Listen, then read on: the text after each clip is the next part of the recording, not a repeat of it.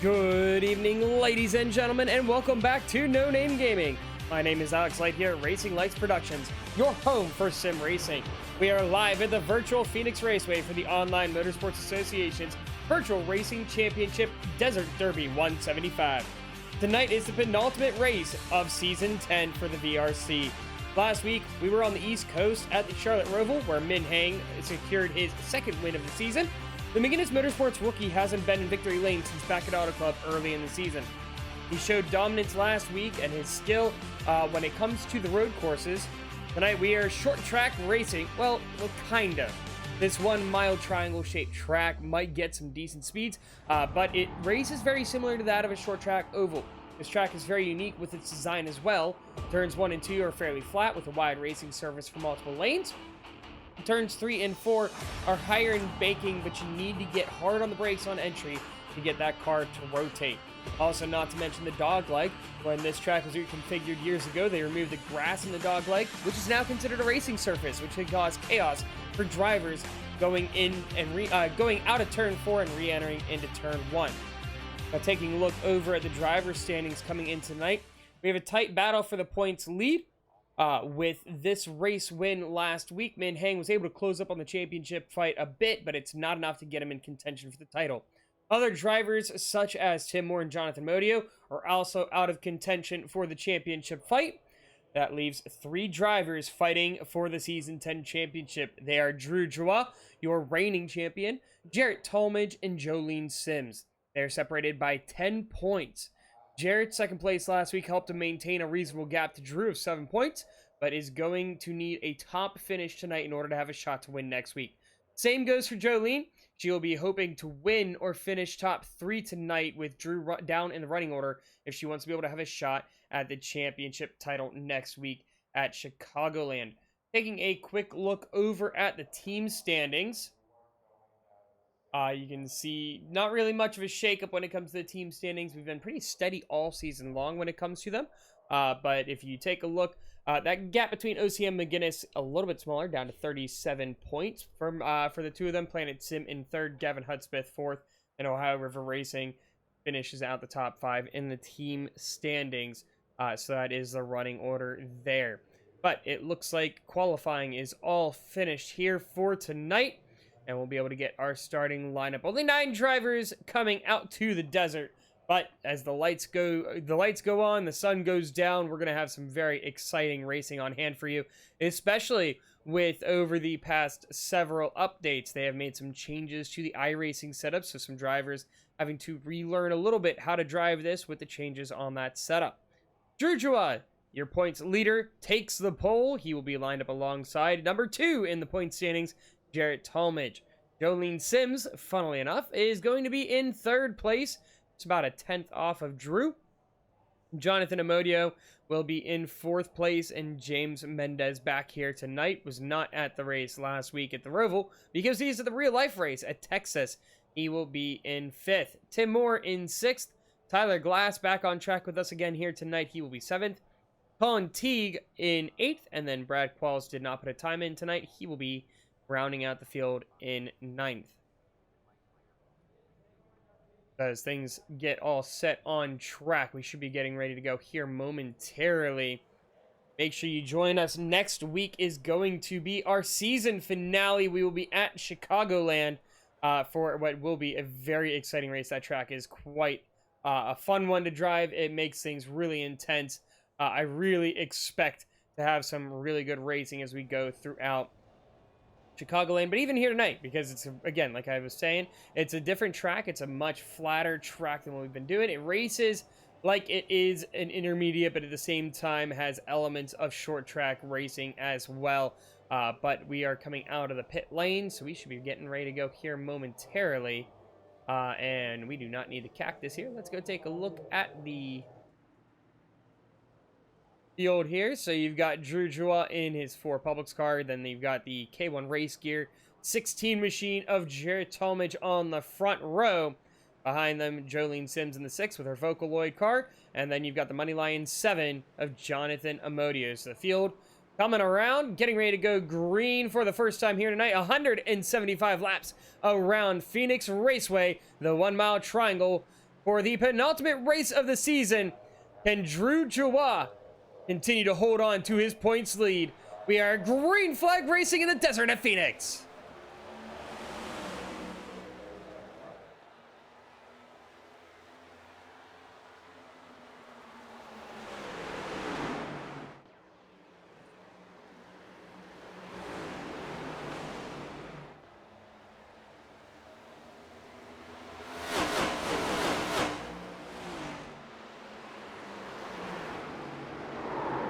Those things get underway. Oh, somebody is loose into the wall. That is going to be James Mendez. Caution is out. Not sure what happened there to Mendez. The car looks like it might have snapped on entry as he went way out there into the outside wall. We'll take a look at that again here. It sounds like maybe it was just something with the entry that he maybe misjudged a little bit. Listening to the radio. But we'll go back and take a look at that replay.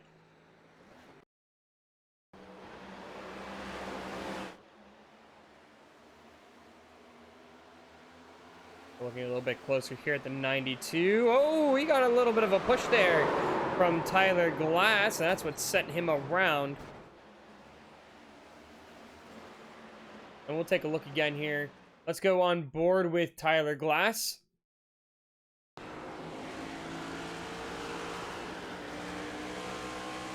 A little bit of a wiggle there from the 92 on the exit of turn 1. Tire's still very cold, but yeah, he just went a little hard on entry. Wasn't quite expecting Mendez to maybe let off a little bit early there. So that is going to be our first caution of the day. Hopefully Mendez's car is repairable. Got some good damage on that right front. Wouldn't think that's going to be used a fast repair, but you never know. So we'll just have to kind of wait and see what he does.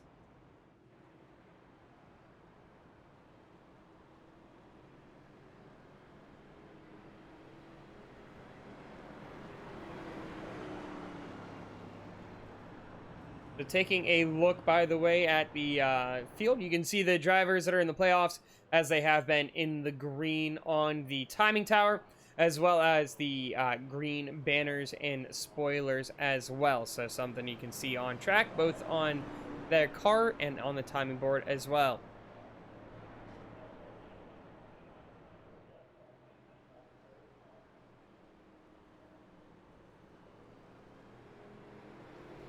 As everybody comes through the pit lane, some drivers topping off on fuel really quickly. Mendez getting damage repaired.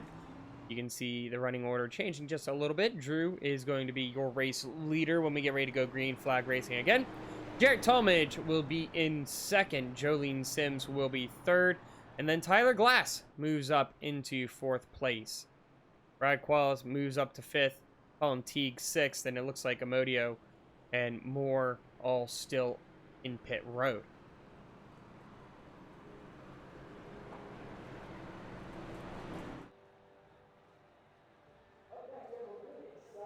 The lights on the pace car should go off this time around. We'll give it one to go. We'll have to see here, though.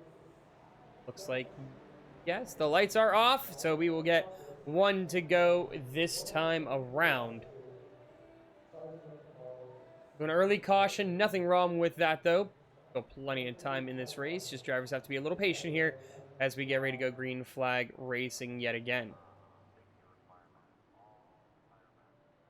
Hopping on board with the drone as we get ready to go green flag racing.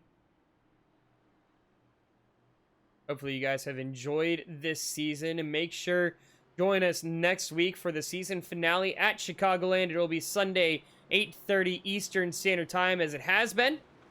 Oh, but not sure what's going on there with Jarrett Talmadge, dropping back a little bit. But yeah, we'll be going Chicagoland for the season finale for what could be a very exciting championship fight. The Drew Joie going to lead them through the Geico restart zone. And we are green flag racing yet again. A really long inside line. And he's going to dip all the way down into the apron there. Trying to cut the track a little bit. Get a little bit of extra gap as they go into turn one. You can see a mix of lines coming through turn one. You see Jolene Sims, Jarrett Talmadge. They stick to that bottom. Drew Joie takes a wide entry so he can carry as much speed as he can through the exit. This race is going to come down to tire saving. Who's going to be able to keep those tires fresh as we go longer and longer throughout the run? Top 3, nobody electing to dip down into the apron. So very interesting as you see behind the battle for 4th place. Teague trying to get up there with Tyler Glass. Teague's been one, even though he's not a playoff driver, has had some really good racing as of late. It's been really impressive to see the improvement that he has made throughout the season, and is really exciting to see what can be for the driver of the 51 as we go into season 11. A move here by Jolene Sims, going to get her alongside Drew Joa going into turn 1. Drew's going to go a little bit later on the brakes, is going to be able to carry some more speed through the corner. That's going to be able to pull him ahead and hold on to that lead for a little bit longer. But look out, because Jolene is trying to make some moves here early on in this race to jump her way to the front. Like we said during the beginning of the broadcast, points are going to be a premium for both Jolene and Jarrett, as they're going to need as many as they can heading into Chicagoland to try and make this fight as close as they can. The more laps that Drew leads, the worse it is for them, because they don't want him getting those bonus points. As a big slide there coming from Drew. That's going to allow Jolene to get side by side as we go into turn 3. She's going to make a big move going late on the brakes. Should be able to get clear here using that apron in the dog leg. But a good exit there from Drew Joa. Going to dip all the way down towards the pit wall. Not going to get clear. Still side by side as they go into turn 1. Jarrett in a prime spot right now. Able to just ride it out here. Keep up with them. Save those tires. Still side by side as we go through.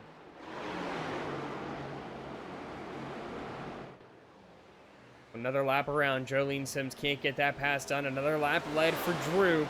He dips down to the apron. Going to try and pull ahead this time. She is ahead going into turn 1. Is it going to be enough as she hugs that yellow line? Trying to make those left tires stick down there as best she can. Is going to get the run out. Is going to be able to pull off that lead. But we have a new race leader. Number 6, Jolene Sims from McGinnis Motorsports. Garrett Talmadge still riding out there in 3rd. Looking a little bit further behind, you see Tim Moore has made his way around Colin Teague. Back into the top 5 for Tim Moore. Still looking for his first race win of the season. Could it be tonight? We will have to see what he's got cooking up in that 69 machine. He has been hungry for a win. The road courses aren't it for him. He's had so many close calls, just cannot seem to put that 69 car in victory lane this year. Jolene Sims starting to pull away a little bit, about a quarter of a second lead for her. She's starting to pull away from Drew Joa. Not a ton, but a little bit here and there is all that matters.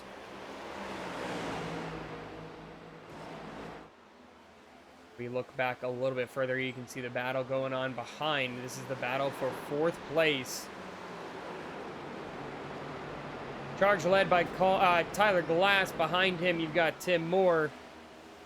And you can just see it's a line of cars here right now, kind of biding their time, seeing what they can do. Tim trying to close up that gap to Tyler Glass, see if he can make a move to get into that top 4. Maybe see if he can slowly catch up to the race leaders.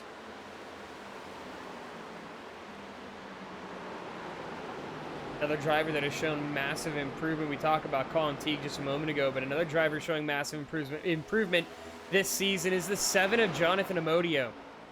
He had a rough start to the season. Wasn't the best driving that he has shown throughout the year, but as the season went on, he got better and better, much more consistent. Had great qualifying runs, was able to compete in the top 10, even at moments top 5. I think the huge turning point, if I'm remembering back through the season, back to Kansas was kind of the big turning point for him. We had a smaller field, I think it was about 15 to 20 drivers, but he was up there fighting for top 3, top 5 at times. He had really good pace on the track. The problem was just had some trouble tire saving. So as we've gone throughout the season, we've seen him improve a lot. Last week, not a great moment for him for the road courses. He's a little bit of a, could use some improvement there. We remember back to Long Beach, had a lot of trouble throughout that race. But here, so far holding his own pretty well, 7th place, but he's kind of waiting, looking for maybe an opportunity to make a quick move so he doesn't have to burn up those tires. Speaking of quick moves, Tim Moore Has worked his way up into 4th place. He is past Tyler Glass. Now has 3 seconds to gain on the leaders. He's got quite a while to go before he catches up to the front of the field. Back up to the front, though, you can see the leaders fanning out a little bit. Drew going all the way to the wall here through turns 1 and 2, so an interesting move. Got Jared Talmadge right on his bumper, so not sure if Drew was trying to go for maybe the maximum exit speed, but Jolene Sims is pulling away here. Now, we've seen this time and time again from Jolene. She is a very fast, short-run driver. The problem is she always seems to get out there, and then she gets reeled in pretty quickly. She just doesn't have that long-run pace at some of these tracks. But here tonight, so far, early on, 20 laps in, she's doing a great job, still pulling away from both Drew and Jared, but Jared has been patiently waiting back there. We have seen him, he's not really pushing any issues. He's kind of biding his time. But the problem is it gets to a point, if you save those tires too much, that advantage you have is going to be so minuscule, because by the time you get to use that advantage, the drop-off you get is going to basically be very quick. Because, I mean, he's been keeping up here. He's not falling behind them. But it's going to come at a cost by the time he gets around Drew, or by the time they start to catch up on Jolene.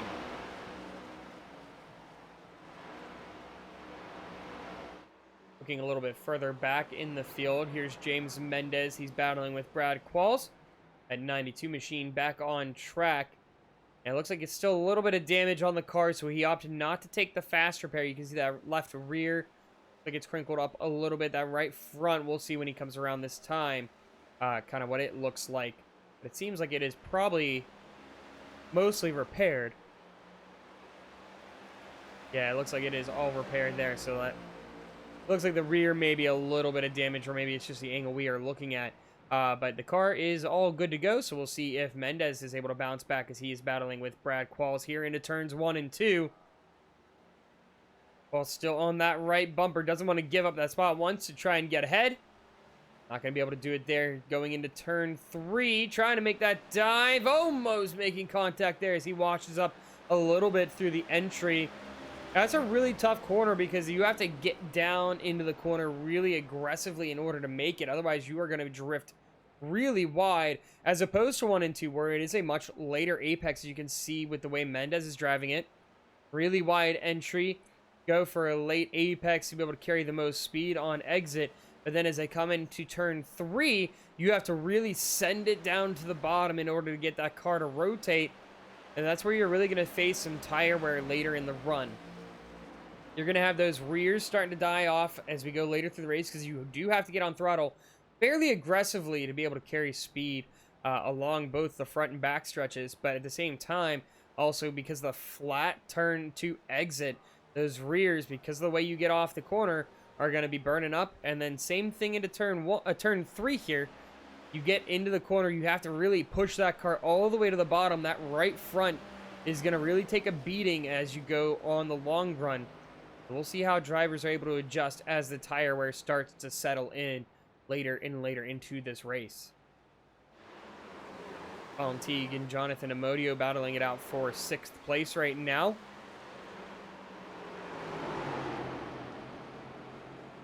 Amodio, you can see, trying to look for a lane. He wants to get around. He wants to be able to try and compete with Tyler Glass up there, as they've now lost about a second on T Glass. A good line there from Jonathan Amodio, sticking the car down on the yellow line. It's not going to be enough to get around the 51, but we'll see if the Toyota can set it up again here through turn 3. Should be able to get it done here, as he's going to ride all the way up in the middle, about 2 lanes up from Amodio. That's going to give Jonathan enough room to move himself up into 6th place. Now he's going to see if he can make that long climb that it's going to be up to Tyler Glass. He's got about a 1.5 seconds to go to catch up to him. Looking further up the field, Tim Moore, all by himself. That 3-second gap, though, that he had when he got around T-Glass has stayed pretty consistent as we tune in on him He gets a wiggle there, of course. Commentator curse is what it would seem to be. But yeah, so taking a look at he is the 74 on his car, but the 69, typically, I don't know if it's a trading paints issue or if it's something going on with my iRacing, but nonetheless, we see Tim Moore trying to close that gap. He's been fairly consistent in pace, not really losing a lot of time to the drivers in front. And actually, you can take a look over the past 5 laps, specifically, other than that little wiggle that he had out of turn 3, or turn 4, I mean, his lap time's fairly steady. He actually was gaining some time over Jolene Sims, and in turn gaining time on the drivers in front, because now Jared Talmadge has made a move to get himself into second place and around Drew Joie. So he's going to see if he can start to make a push to try and catch back up to Jolene. As you can see, about a quarter of a second there in terms of time gained from Tim Moore to back down to that 3-second gap. We go back and take a look at that move that got Jared Talmadge up into second place. They come around turns 3 and 4. A good exit there for Talmadge. He's going to look to go down the inside into turn 1. The way Drew's been taking turn 1, that's an easy pass. He's able to send it all the way down to the bottom. Gets a lot of pace down there. A great exit, holds on to that spot. So Jared Talmadge trying to see if he can catch up to make this a lead, battle for the lead. But right now, the top 3 in reverse order of the point standings. Jolene Sims is currently 3rd. Jared is currently 2nd. Joa is currently 1st place in the standings. But right now, if this does hold throughout the race, now granted that is another 140 laps, that's quite a while to go, but if this does hold, that is a gain for both Sims and Talmadge. Now granted, it will be a very marginal gain. If anything, I would think maybe about 2 or 3 points if I'm doing the math correctly in my head. But I mean, for Jared, that would be putting him up like 4 points, 5 points off the championship lead. And for Jolene, that would bring her probably about the same, like 5 points or so, which would make it a really exciting battle. It almost, and I don't know why, but this analogy comes to mind, makes you think of Cars, the first Cars movie, where you have the King, Lightning McQueen, and Chuck all going into the final race where they're tied up, basically. It's a 3-way fight for the championship of the Piston Cup. So it's almost coming down to that kind of situation at this point. If Drew drops maybe another spot or two, we very much could have that situation where they're all coming in basically a point or 2 apart from 1st to 3rd, which would be a really exciting battle, a really exciting race at Chicagoland.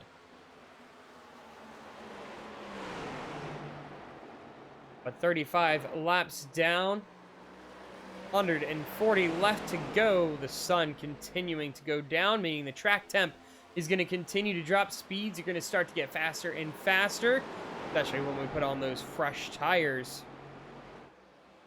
Which, if this goes a long run, which we've seen in many races, especially as of late with these smaller fields, these long runs really comes into strategy. So we'll see what the strategy calls are going to be. But now we're seeing Jolene Sims lose her gap that she had to Jared Talmadge and Drew Joie. And this is what we've been saying. She's good on the short run. She has great short run speed.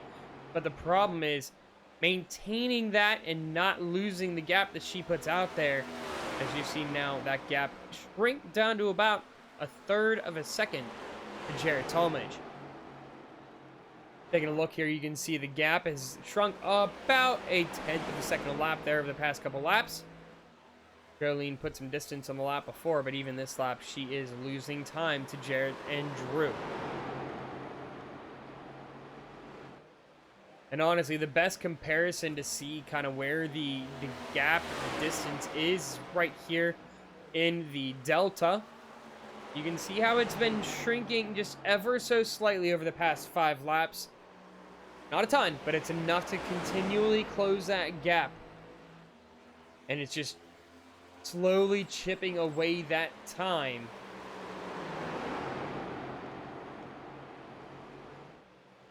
Now the question is, it's not catching up to her. We know that Jared can do that. It's going to be passing her, because you can see the way she takes her lines. Not like Drew. Drew goes for the wider entries. Goes for a late apex, try to carry as much speed on the exit as he can. Jolene hugs that bottom line, very similar to what we've seen Jarrett do. Jarrett made that pass on Drew by going to the bottom line. So we'll see if he's going to be able to make a pass similarly on Jolene by trying to get that nose onto her inside on that rear quarter panel. Looking a little bit further back, though, we got another battle starting to brew. Jonathan Modio has closed that gap to T-Glass. It took quite a while, but we're finally there. Jonathan Modio's had the pace. He was just waiting patiently behind Colin Teague and the others, trying to kind of see how things were going to brew. But we have a pass. They're side by side coming through. An opportunity there for Jared Tallmadge to take the lead. He is going to, it looks like, maybe take the lead. An opportunity 3 wide going into turn 1 for the race lead. Drew on the inside. He gets a little loose, almost making contact with Jared Tallmadge. It's going to be Jolene Stim still ahead here by about a nose. She'll have the exit speed, though, as she's on the outside line. Jared Tallmadge had a great move, a great opportunity to make a pass. Not able to get it done. So he's going to have to set it up over the next couple laps here. We'll see if he opts to make a move into turn 1 again. He's going to try to stay behind just for now. So let's go back real quick and look what had happened there that caused this move to happen. And we actually, that was not where we wanted. We wanted this one here. So going in, he was right on her bumper, shoves her high, so she gives a little bit of a bump back. So that's where we joined in, where they were door to door going through 3 and 4. So you can tell she was not a fan of that move that Jarrett made. Getting on that back bumper, trying to move her up the track for the bump and run. But like I said, this track is going to run much like a short track, even though it is a larger track. It's 1 mile. It runs kind of like an intermediate, but really runs like a short track. You're going to see some of those tempers start flaring from just being frustrated, not being able to make the pass, stuff like that you're going to see drivers start to bump around trying to make passes. You can see Jarrett is now altering his line a little bit, going a little bit wider on the entry. Try and set up that exit a little bit more. But he's closing up that gap again. You can see it is shrinking just ever so slightly. So don't be surprised if we see a move here within, I think, the next 5 laps. Drew's the one that really lost out on that. He pushed hard, and the tires, it look like they are really feeling it here as he has dropped off the pace a little bit.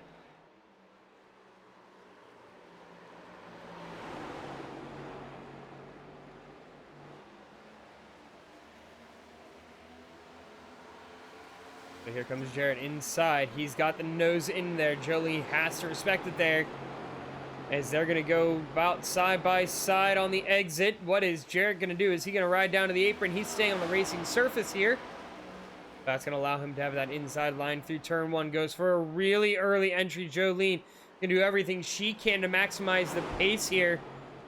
Running all the way up on the second seam, but it's not going to be enough. Jarrett is going to pull away here. First time he is in the race lead for the night. He gets his first lap led here. Dr. Jolene led about 20 or so laps. It is now Jarrett's turn. So now in terms of point standings, we are 2-3-1 with Jarrett in second, Jolene in third, and Drew in first. The look over on the horizon here is just coming into camera view a couple times here and there. You've got Tim Moore.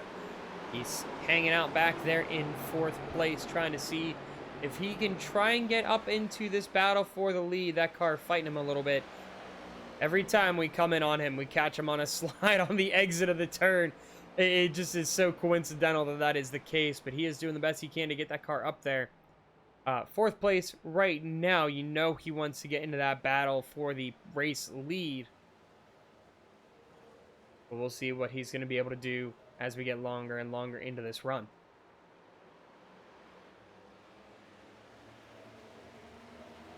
Jarrett's starting to pull away a little bit here from Jolene and Drew.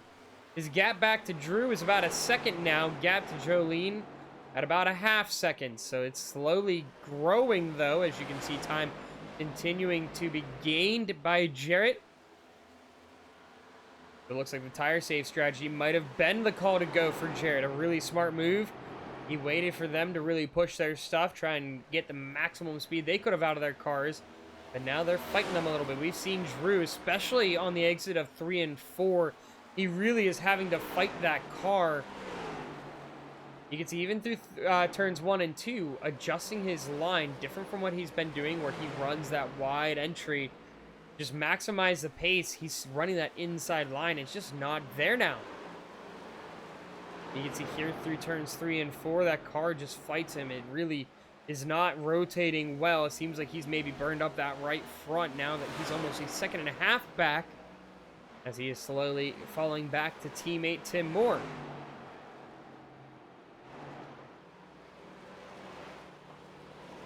We have our first taker down pit lane. That is going to be Jolene Sims. She is going to be stopping down on lap 51. A very early pit here. Looks like it could be a 2-stopper. Possibly 3, depending on what the fuel run looks like. But we'll see if that's going to start a cycle of pits. Or if she's just coming in because she's not happy with how the car is performing right now.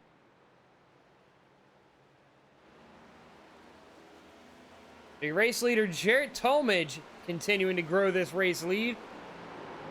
Over 1.5 seconds back to Drew Drouin now.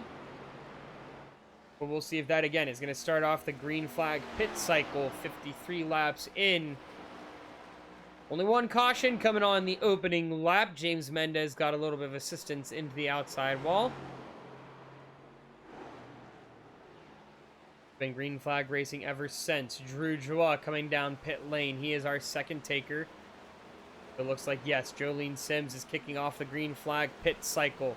Drew has been losing time drastically to Jarrett Talmadge as well.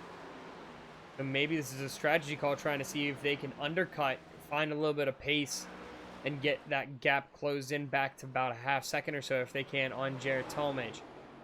Jarrett is not going to respond, though. He stays out on the track, going through another lap here. We'll see how much longer he's going to take it. Him and Tim Moore are the ones that usually go long on the strategy call, so not a surprise to see them out there still on track. We've seen them go as far as about 10 laps extra at times on some of the bigger tracks when it comes to coming down for either fuel or tires. So don't be surprised if we see them run until about lap 60 or so. We'll see if that overcut strategy is going to work. We've already seen the tire save plan work out really well here for Jarrett. We'll see if it's going to work out for the pit strategy as well. Other drivers like Tyler Glass still out on track. Jonathan Amodio, James Mendez, all still out on track. However, Tim Moore, keep in mind, he did stop down under the last pace lap. So he fueled up one extra time. So he's got probably an extra couple laps of fuel compared to that of Jarrett or a T-Glass. We do see Brad Qualls coming down pit road, so he'll make his first stop of the night. Or his first green flag stop of the night, that is. I was going to take a ride on board here. We have a moment. We're going to ride on board with Jarrett Talmadge. You can kind of see what a lap is like here around Phoenix Raceway. And never mind, he's going to be coming down pit road. So we might have a new race leader in Tim Moore. Yes, we will. He is electing to stay out. Still having a lot of trouble. Those rears fighting him really hard, but Tim Moore is now assuming the race lead for the first time here tonight. Tim's gap back to Jarrett about 4 seconds. So we'll see if this overcut is going to work out for him. The gap from Talmadge back to Sims whenever she came down pit lane, about 3/4 of a second to a second. Back to Drew. That gap was about 1.5 seconds to 2 seconds. So we'll see how it works coming out of pit lane for him, where he is going to be. But Jolene gets her lap back. She is now in the lead lap. Drew should be coming around here shortly.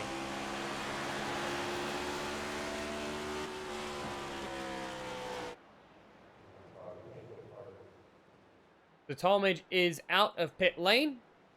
He makes his way around Jonathan Amodio. He's about 4.5 to 5 seconds behind Jolene Sims right now. So the undercut definitely seemed to play out for her. But we'll see how much longer it's going to take for those tires to settle in for Jared Talmadge. He came in 6 laps after Jolene, 4 laps after Drew. Once all the pit cycles are done, we will take a moment. We'll look through kind of like when everybody came down, give you an idea of the pit cycle for everybody. Top 3 still electing to stay out. Tim Moore, your race leader still. Jonathan Amodio in 2nd place. James Mendez in 3rd. And then Jolene Sims, your first car on the lead lap there in 4th. Drew just about to get his lap back from teammate. Gonna go around the outside. Nice easy pass there for Drew. And he is back on the lead lap as well. And oh no, Tim sliding on the entry. Oh, he was able to lock it down. We're still green flag racing, but that is unfortunate for Tim. That is going to be a huge loss on time for him. So Jonathan Amodio, now your new race leader. We'll see how much longer he's going to stay out. For about 10 laps over the first pit stop. But he's been out the longest. He's actually the last driver to stay on track. He came down as well in lap 4. You can see him coming down onto the apron. He is going to take his stop. He got his lap led. That's all he wanted. Jolene Sims will inherit the race lead here as they come around this time. Drew about 4 seconds back. Jared Talmadge about 6 seconds back from her. There's James Mendez rejoining the track. He is going to go probably a 2nd lap down. Or sorry, he would go a lap down, it looks like, as he's going to be going around Jonathan Amodio here momentarily.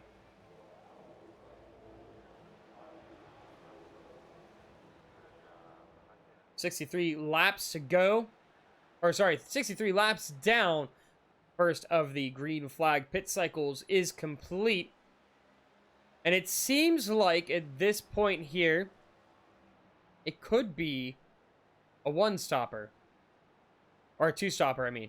Because if you think about it, so coming down lap 51 for Jolene, she probably is going to have to stop, I would say, lap 110. She's really going to have to stretch that fuel load in order to make it to the end of the race on lap 175 without having to come down for a splash and go. But going a little bit longer like that of Tim Moore, Jonathan Amodio, stretching it all the way to lap 61, lap 62, that might allow them to make it to the end on just one more stop. Because if they do a similar run where they go about 60 laps, they should be able to stop around lap 120, and then that'll give them about a 5-lap buffer to the end of the race. So we'll see how things are going to play out for them, but let's take a look at the pit strategies across the field.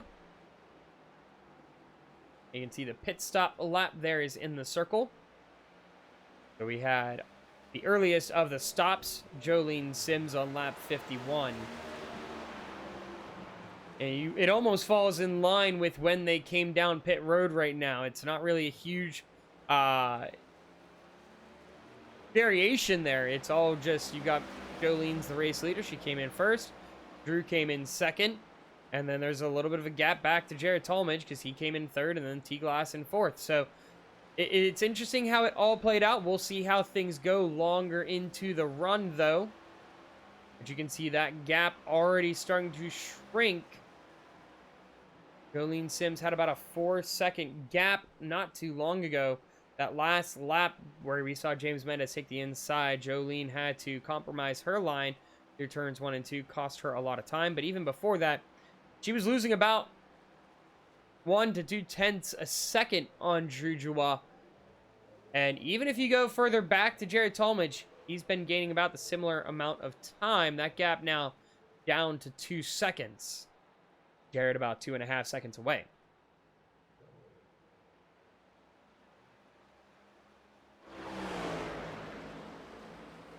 Gotta go to battle starting to brew here for second place, but don't be surprised. I wouldn't be surprised if Jared does a similar strategy to the first time around where he's just going to wait out behind Drew Let Drew do his thing, let him burn up his stuff, and then make a move longer into the run. We'll have to see, though, what the master plan is here for the 16 machine.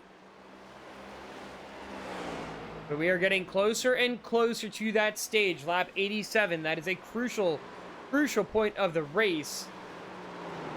Right now, Jarrett will be losing points to Drew.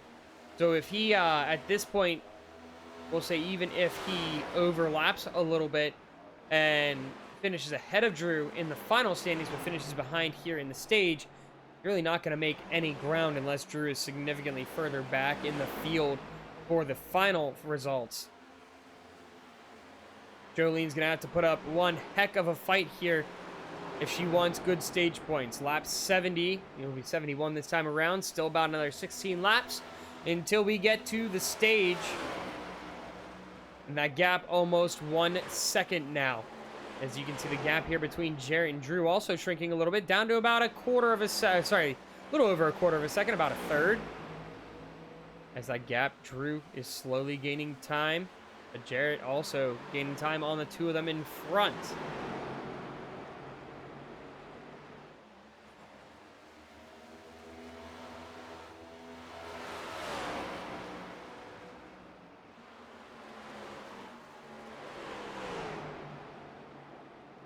And it's an interesting call. James Mendez is out ahead of Jolene Sims. It almost seems like Jolene might be kind of using him as a little bit of a toe on the straightaways.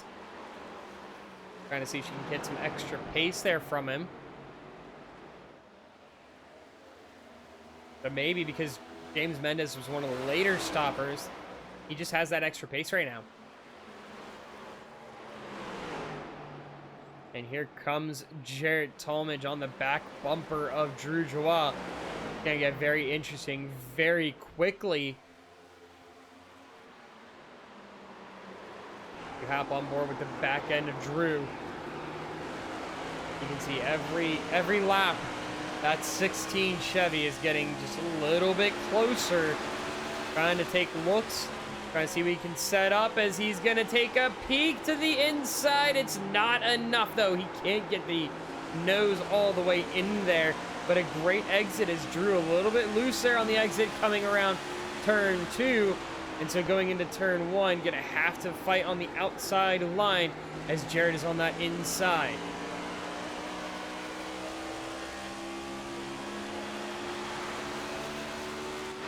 Still not clear, though. Jarrett is going to stay back. Again, waiting patiently. Let Drew do the work. That's what he did earlier. He let Jolene do the work. He got ahead, waited for Drew, let Drew do his thing.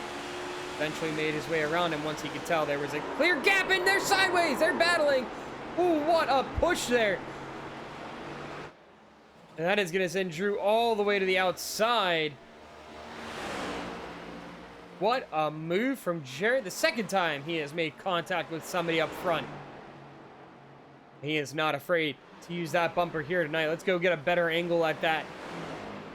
That move into turn 3.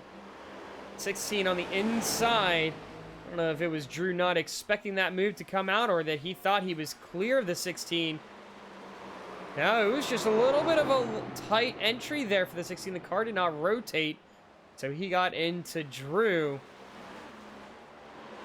which Drew's not going to be happy about that. That caused his tires to burn up a little bit. Get a little bit of flat spotting in those tires as well. Going to cost him drastically on pace.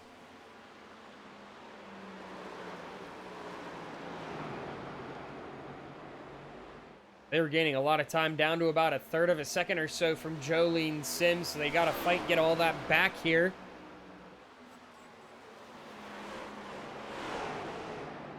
They're slowly clawing their way up there, but now Jarrett has to be careful. Doesn't want to push too hard, saving those tires again. He's got that tire advantage by about 5 or 6 laps over Jolene. You want to definitely take that for all it's worth, but right now, this is the best case scenario for Jolene Sims. Lap 78, going across 79, about 8 laps left in stage. She's the race leader.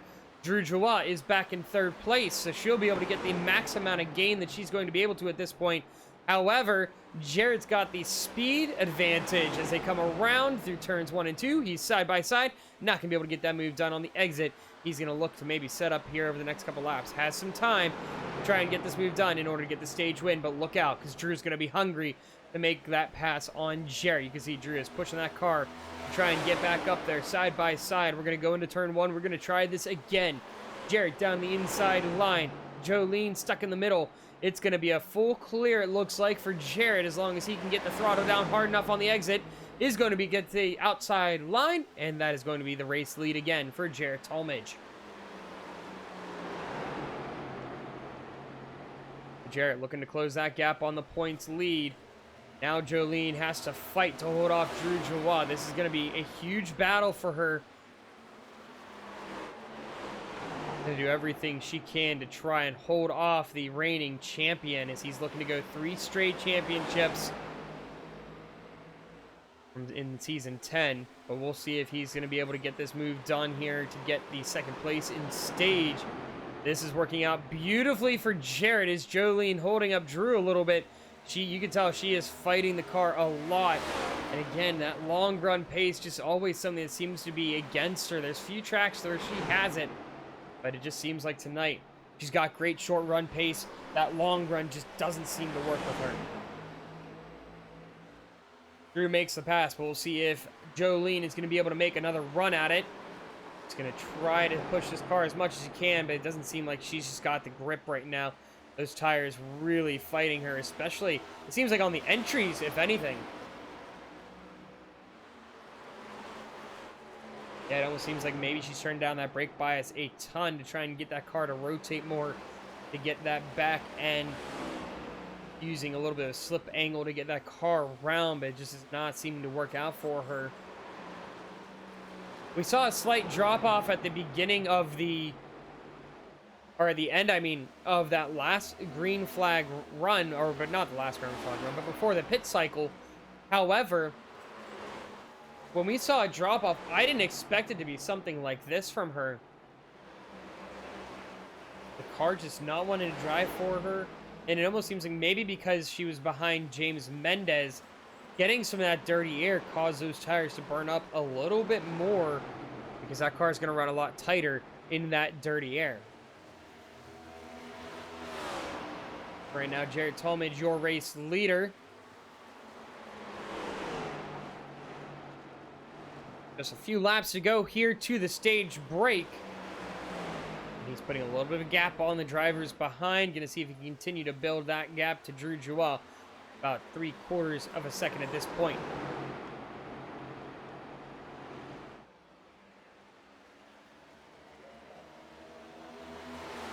Next time around should be the last lap before we take the stage points. Oh, my apologies. This is the last lap before stage. Is James Mendez still right there in front, holding on to his lead lap, but there you go. Jarrett Talmadge going to look to the inside. Should be able to get that done here through the next couple corners, but has to be careful. Don't want to compromise your gap. But he takes the checkered and white flag here yet again for the season.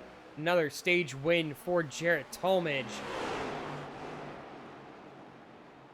He is going to lock himself up some extra points. Only a slight advantage over Drew Joie, unfortunately. So he is going to at least make a marginal gain on the points lead. Let's take a moment here. Let's go through our race rundown, our mid-race break. We go through the entire running order and let you guys know where your favorite drivers are at here on track. Our stage winner is Jarrett Talmadge, currently trying to get around James Mendez so he can get some clean air and hopefully get that gap back up on Drew Joie. Drew Joie, second place, currently riding around, trying to hold on to this second place position, maybe even make a jump for the race lead. Hasn't been in the race lead for quite some time now. Going back a little bit further, we've got Jolene Sims.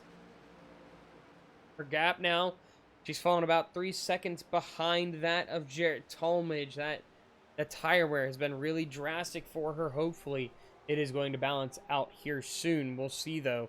He's still struggling for pace. A little bit further back, and quickly gaining, it seems like, is going to be Tim Moore. Tim is up to 4th place, and now he made his way around Tyler Glass a handful of laps ago. And he actually has brought that gap from about 12 seconds to the race lead down to about 8.5 now. So we'll see if he can continue to chip away at that race lead. Strategy is going to be the name of his game. Going a little bit further back, we have the 8 of Tyler Glass, and Tyler Glass has been just quietly riding his own race here tonight. Has some decent pace. Not enough to put him in the top 4, but a top 5 finish is definitely a good thing there for the driver of the 8. Going further back, Jonathan Amodio, another similar situation to Tim Moore. He's looking to get a good finish based on strategy, as he was one of the last drivers. Actually, he was the last driver to come down pit lane on the green flag pit cycle. Now 1 lap down behind both of the top 2 drivers. James Mendez got caught up in that first lap incident, got sent to the outside wall. Ever since, he's just kind of been riding around, it seems like. That car just not quite working with him here tonight, unfortunately. But he is riding around in 7th place. Is in the lucky dog position, though, if we do get another caution. Brad Qualls also 1 lap down, not too much further behind. He's been having himself a quiet race right now. But we'll see if maybe, if we get a caution, if he's going to be able to get into the fight and try and make a move to the top 5. And then rounding out the field here tonight is Colin Teague. Colin Teague took the car behind the pit wall back on lap 58. He called it a night there. That is our mid-race break. And we hope you enjoyed getting to see where everybody is out on track. Go back to the race lead. Fight is going to start to get interesting if Drew can find a little bit extra pace. That gap down to about a half second. Having James Mendez in front of Jarrett Talmadge and having Jarrett have to fight to get around James really worked out to Drew's advantage. The one thing I'm going to look at real quick, if we go back to Jolene Sims, I want to take a look here at the past several laps here. You can see just the gap between her and Jarrett. How much that pace has dropped off. Even if we extend it to, we'll say 10 laps here, you can see it has been a rapid drop-off. She has been pretty steadily dropping time, unfortunately, as now we see her disappear for a moment. So hopefully we get her back here soon, because she is AFK now. So we'll see what happens there with Jolene, but she is gone.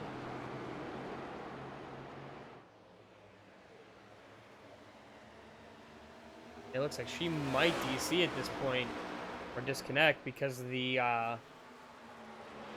she's been gone for 2 laps. And I think we just got confirmation over the radio, which is extremely unfortunate. Jolene Sims disappeared off the track.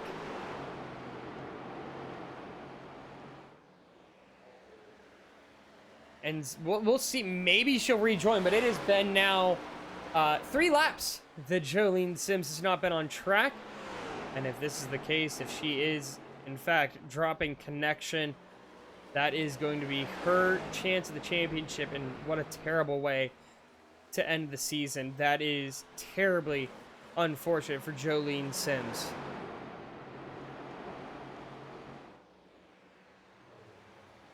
The Drew Joie still hanging on here to Jarrett Talmadge, but you can see starting to fight the tires a little bit. Getting to the point that he's starting to really suffer on the exits, and that's where we saw a lot of his time loss on the first run. But however, it seems like he's done some learning since the first run, as he's able to stay a little bit closer with that of Jarrett Talmadge. He's not dropping time as much as he was in that first pit cycle, where he fell back to about a 1.5 second gap. But again, into the outside wall for Joie. Still struggling on the exit. That right front is really killing him. It's not turns 1 and 2 that are the problem. It's turns 3 and 4 that have really been an issue for him. And we can take a look again here. You can kind of see the distance here that we've been able to take these cars right now. But we are currently closing in on our second green flag pit cycle. Drew was lap 53. So he currently is about 7 laps away from coming down a second time. But we'll kind of see what he does for the strategy. We saw cars take it.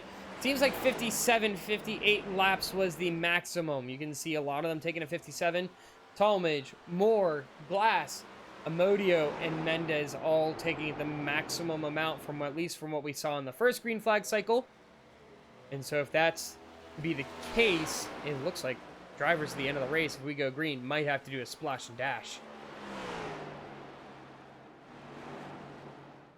All of a sudden, we see Drew drop off a ton. He is fallen way off the pace.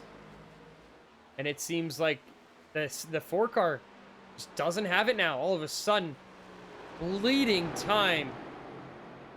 Both driver in front and driver behind. Losing Jared Talmadge like crazy over the course of just one lap, but also falling back to teammate Tim Moore rather quickly. Tim's still a long way off, 6 seconds, but he is quickly dropping back that way. Huge slide as we go through turns 1 and 2. We almost got a sideways Drew Joie. I would not be surprised if we don't see him come down pit road here very, very shortly.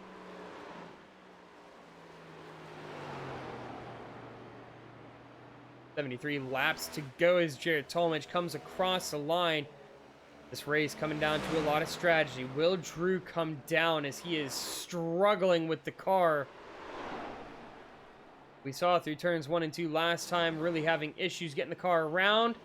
He is not coming down pit road. He is electing to stay out again. If we take a look here over the past couple of laps, you look at the driver behind and the driver in front. So you're looking at the top 3 drivers right now between Jarrett Talmadge, Drew Joie, and Tim Moore.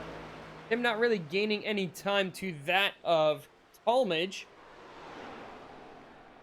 But you look at the distance that he's gaining on Drew, he's gaining about a half a second a lap on Drew. And Drew is just losing a ton of time to Jarrett at this point. So we'll see if Drew's going to be able to figure out the car here, or if he's just trying to stretch this fuel run as long as he can. But it almost seems like if this is what's going to be the case here at the end of the fuel run, at the end of the race, you're almost going to want to come take tires as well as just a splash of fuel. Because right now, things not looking good for the reigning champ. Going back just a little bit, teammate Tim Moore. He's not gaining on the race leader much. He's still about that 8.5 second gap. However, getting closer and closer to try and make a move on his teammate to try and see if he can get into second place. Tim Moore, again, he's looking for his first race win of the season. Hasn't been able to get into victory lane all year long. Kind of sweet if, as he gets knocked out of the championship fight, is able to try and get a race win and kind of spoil the party a little bit. We'll see if his strategy is going to play out. That's kind of what he's banking on. As again, he was one of the last drivers to come down pit lane. Came 4 laps later than that of Jarrett Talmadge. Kind of just taking it easy so far. You can see he's not really pushing the car too much, trying to do the best he can to save these tires. He gets a little bit of wiggle, and it's really out of turn 2 is where we see it from him. Very conservative on the exit. We'll see on the long run what's going to work out here for the 69.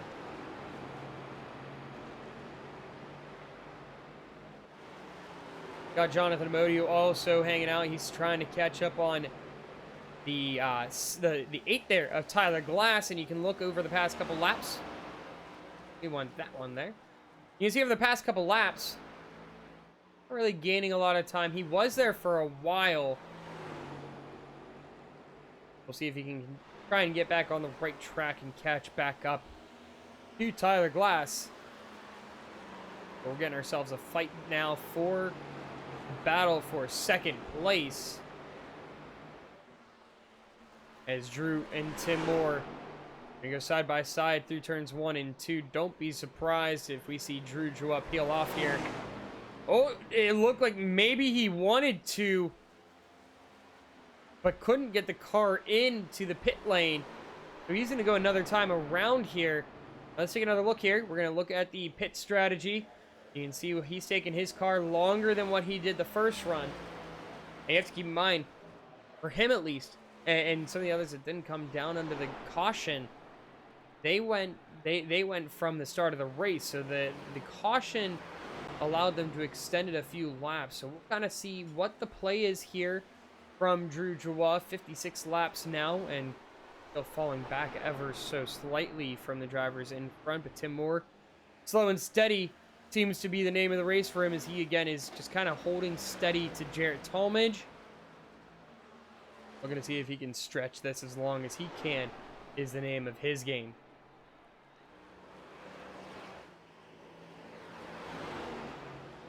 Checking back in the battle for 4th place, as Jonathan Amodio now about a half second back from that of T-Glass.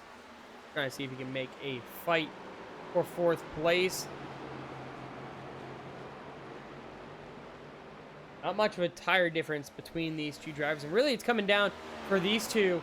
It's going to be finishing position in the point standings. Jonathan Amodio currently sits in 6th. Tyler Glass back in 8th. So a pass here on T-Glass would allow Amodio to extend that points gap he has on him a little bit more. Interesting call here as we see Jarrett Talmadge, the first one to blink. Comes down pit lane, 63 laps remaining. But he also came down, it was lap 57 last time. So we'll see if he's able to stretch it all the way to the end. You see both tires, and he is out. Jarrett Talmadge, first one to take. Drew Joie responds, coming down pit lane 2nd. So we'll see what is going to be the play here for both the 16 and the 4. Looking out on track, Tim Moore still your race leader. He's got the provisional race leader, Jarrett Talmadge, right behind, looking to get his lap back. We'll see how long Tim decides to take this, because now we're getting to the point where 57 laps was the magic number, the first green flag cycle. But we'll see what is going to be the magic number here to get Tim to the end. Is he going to try and go all the way to 57 to go? My guess would be probably. That way he can give himself a little bit of a buffer if he needs to go any longer. 60 laps to go. We have a couple takers now on pit lane. Still waiting on Tim Moore, Jonathan Amodio, and James Mendez, all looking to still make their second green flag stop. Right now, the distance between Jarrett Talmadge and Drew Joie is that of almost 12 seconds. There's a massive gap here for Talmadge and a huge advantage for him, hoping that that's going to hold on pretty strong as we go later into the race. Drew's going to have to drive the wheels off that 4 machine in order to catch up to Talmadge. And we see Tim Moore come down pit road, 59, the magic number for him. And whenever he comes out of pit road, it will be 58 to go. So certainly enough to make it down to the end of the race, barring any overtimes. Jonathan Amodio, now your race leader again. Last one to come down pit road. Actually, no, I lied. James Mendez still has yet to come down pit lane as well. Wouldn't that be interesting if we got a caution here with these two still on track? That would force Drew Joie to get his get the lucky dog or take a wave round. Same with T-Glass. And Tim Moore will probably get stuck in a similar situation as he is still on pit road.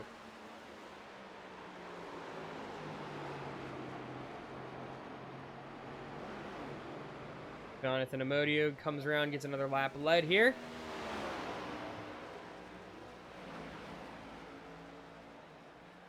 James Mendez coming down pit road that last time. It looks like Amodio just going to stretch this out as far as he can at this point. Once he comes down, we'll take a look at how long everybody decided to take on their pit cycles. But you can see there's teammates right next to each other. Tim Moore and Drew Joie side by side. Well, almost side by side.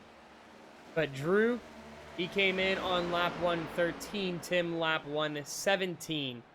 So about a 4-lap difference there. So Tim's going to have slightly fresher tires as we see Amodio all the way down to the inside wall. He will take his pit now. 56 to go for the 7 machine. So he is the last one to come down pit road.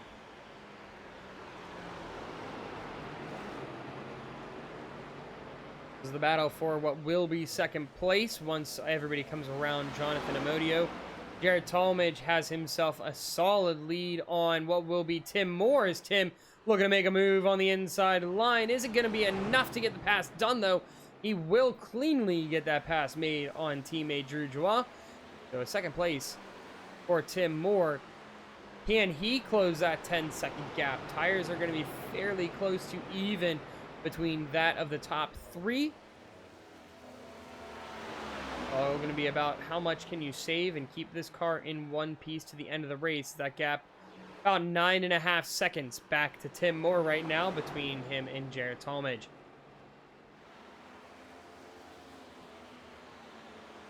Taking a look at the fuel runs, you can kind of see a look at how far everybody was able to stretch it there. So Jared Talmadge went from being the longest to being the shortest. He went from 57 laps to 55.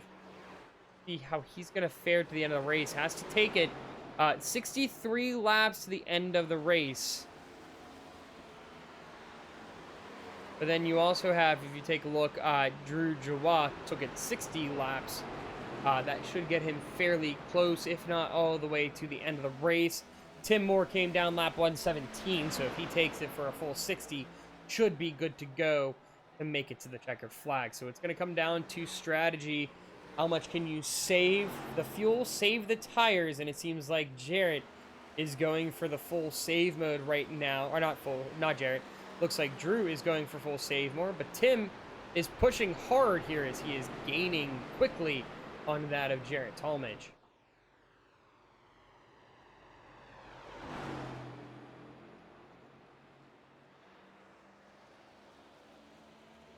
So as the race progresses on and we're getting closer and closer to 50 laps remaining, we're going to turn off the mic, kick up the sound here so you can get all the sights and sounds of the Phoenix Raceway, the Desert Derby 175, the penultimate race for the OMA VRC Season 10.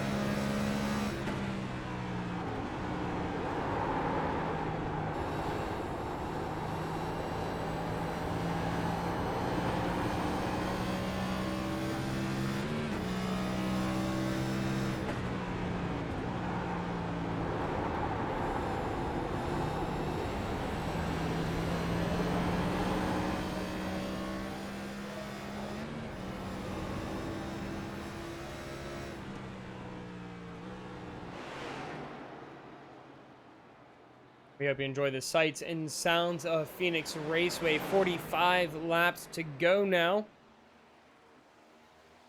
Top four all on the lead lap. Your top four: Jared Talmadge, Tim Moore, Drew Joie, Tyler Glass.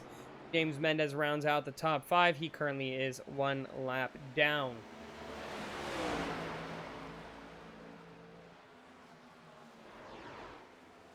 Tim Moore's been trying to close that gap to Jared Talmadge.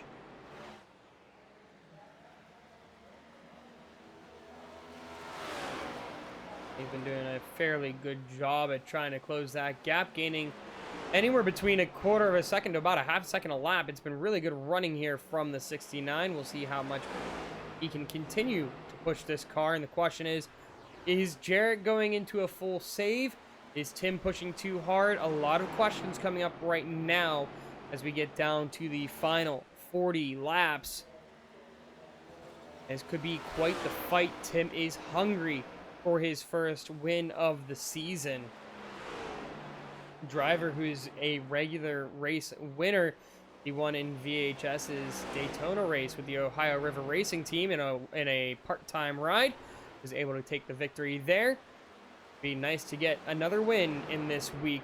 We'll see if he's going to be able to do it, though. A gap now less than 4 seconds, and continue to push everything he can out of that 69 car. The nice thing, the advantage he has right now is he knows he can make it on fuel. That is the advantage he has right now, because he came down late enough that he knows 60 laps is more than enough to make it on fuel. And that's all he has to do. He has to get 60 laps to the end. Came in a lap 117. Get to lap 175. It's 58 laps, so he did about the same distance that he did the first time around. So he's really, things are looking good for him. We'll see if he's going to be able to get that done, though. Less than 3.5 seconds now as he continues to make that push on Jared Talmadge. Another driver keep an eye out would be Drew Joie. Came down similar to Jared Talmadge. It came down before lap 115, and that 115, kind of that magic number, as we've seen. 60 laps is kind of the longest that we've seen anybody go on a fuel cycle. You can see that here again. Taking a look in the bottom right hand of your screen. Drew Joie was the only one that went 60 laps. He was able to stretch everything he could out of that car to save fuel. Tried to set himself up as best he could to make it to the end of the race, and that's kind of where we're seeing right now, kind of what we're basing these numbers off of, trying to see if Tim can stretch that all the way to the end. If you look at when they came down pit lane, this is the lap number they came in on. You can see lap 112, 113, that 60 is not going to get all the way to 175, so you got to find somewhere to save fuel, and I think that's where we're seeing Jared Talmadge save fuel right now. I bet he's probably either full lift through some of these corners, going later on throttle, or even coasting, going on the clutch maybe for a little bit, or possibly even shutting the engine off, especially through turns 1 and 2, where you can kind of ride that long, wide corner. Actually, why don't we ride on board with that of the 16 car? You can take a listen and see if he is doing something like that.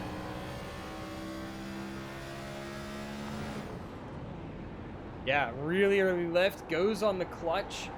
So he is fuel saving as much as he can in that 16 Chevy. And we'll see if that's going to work out. You can see how early he's getting off the throttle.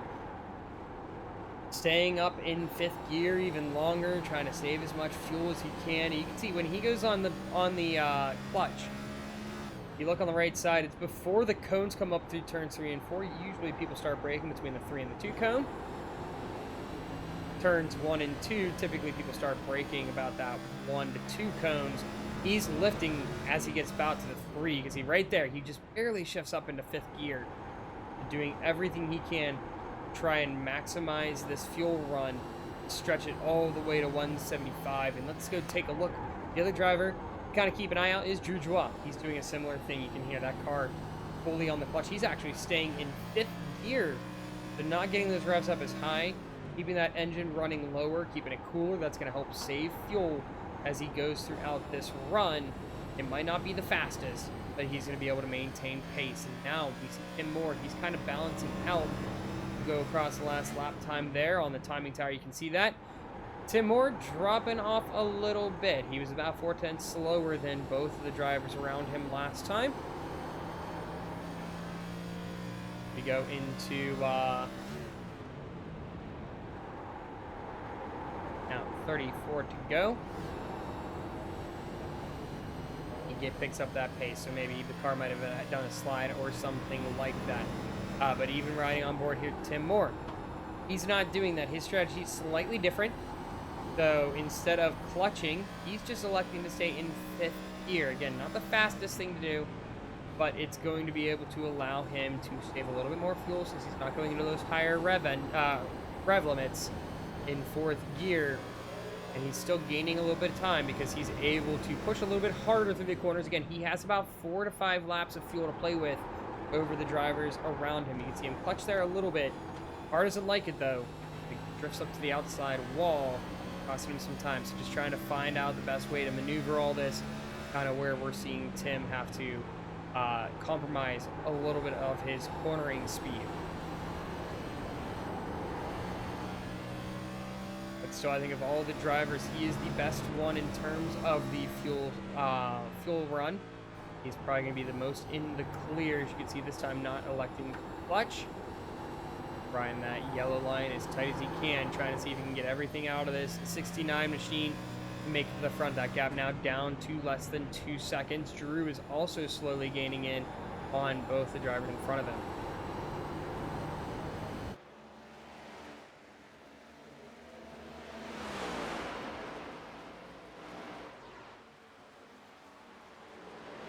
So next time around, we will have 30 laps to go. James Mendez on the outside of Tim Moore here, looking to maybe get around another driver. But really, at this point, Mendez just hanging out. Doesn't really need to fight. Almost gets into the back end there of Tim Moore as he sent it a little bit later than Tim. It was almost a very dangerous situation. But I get why Tim Moore's doing what he's doing. Trying to coast a little bit, trying to save a little bit.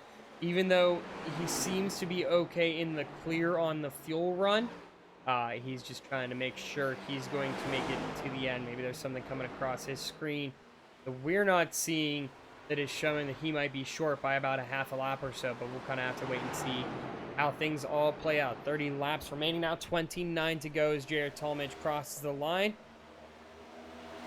The gap between Tim and Drew almost equal across the board. 2 3/4 seconds to 3 seconds back from first to second. Then about another 3 seconds back to 3rd place. Drew seems to be finding some pace. He's gaining time. We can take a look here. You can see over the past several laps, Drew drastically gaining on both drivers in front of him. He's still got a while to go. Large gap. That is for sure, but at the rate he's going, it might get him up there. He needs to find that pace and get it quickly if he's going to get up to the front. Tim also has to hope that he's going to make sure he's in the clear soon if he's going to want to really push this car, catch up with Jarrett. Because the way he's running right now, he's just kind of staying even. He got down to that 2-second mark, and then it's kind of flattened out from there. Any momentum he was gaining, I think, across his numbers was something he didn't like when it came to the fuel run. But it seems like maybe he's gaining a little bit of time again. Possibly should be in the clear. We see him gaining some more time, so possibly pushing that car a little bit more. See if he can make it to the end of this race and get to that front.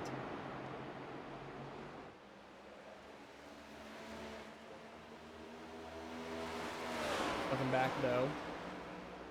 Even that lap, you can see the lap times here as they come in. Drew is pushing the hardest out of anybody at 28.58 that last lap around. 28.75 for Tim Moore. Both of them gaining on the race leader. However, you can see Tim, it almost seems like he's a little stuck at times. He wants to get around James, but he also doesn't want to because he doesn't want to have to fight him, which is going to slow him down, cost him time. At the same time, it seems like he just has that pace to try and work his way around at different points of the track. But Drew's still hitting those 28.5s. That is huge for him, but needs to find a lot of pace really quickly if he's going to be able to close that gap as much as he needs to. Still sitting back about 5 seconds back to Jarrett. About 2 seconds now from his teammate. We're into the final 24 laps. Things are getting very interesting. The strategies, which one's going to prevail? Who's got the fuel to make it to the end? As just a reminder, you can see the last time these drivers came down for fuel, that is the pit lap that they came in on. And lap 175 is the last lap. The largest stint we've seen is 60 laps. There's only a few drivers that look like they can make that full 60, but we will see how things play out from here.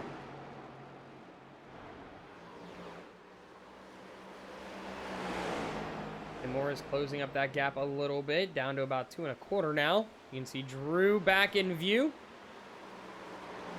He's quickly closing in on both Tim and Jarrett, now 22 remaining. And if Tim is going to close this gap on Jarrett, he needs to get a go now. He needs to get on it. Needs to make some progress. He's gaining through 1 and 2 totally fine. It's 3 and 4 where he's not really gaining time. But the problem is right now, you can see right there is the issue. You've got James Mendez on the outside, kind of keeping him from using the most amount of track, kind of costing him some time here as we go longer and longer into this run. But if you're Jarrett Talmadge, you love that view. You love seeing the lap car as a buffer in between. Now as we go through turns 1 and 2. Less than 2 seconds now for Tim Moore as he's going to push the inside line. And he is going to almost clear. Not quite, though.